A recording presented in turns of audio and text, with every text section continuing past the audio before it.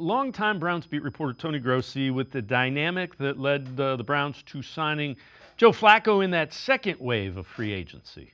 They wanted the market to go down. You know, those earlier quarterbacks, look at what they signed for. They knew Flacco wanted to end up here.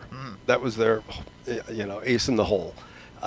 He turned down an offer, not an offer, but interview with the Steelers. There were a couple other, the Giants inquired to him. He said no. So he was clearly waiting for the Browns to decide to bring him in. And Tim, it's kind of interesting because he didn't play well in Indianapolis. When given the opportunity to start for Anthony Richardson, he couldn't hold on to the job. So I'm hopeful that we get the Joe Flacco we saw a couple years ago and not the one that played in Indianapolis last year.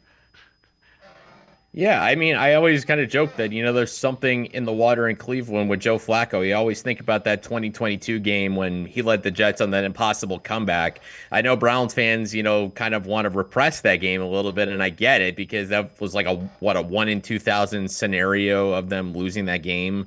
But anyway, it's understandable that, Joe Flacco would probably want to come back to Cleveland. I mean, what he did in 2023 coming off the couch to lead the Browns to a magical run to the playoffs, I mean, that was special. I mean, yeah, the underlying analytical numbers with Joe Flacco certainly pointed towards regression in the wrong direction, and that happened in the playoff game in Houston with the back-to-back pick sixes.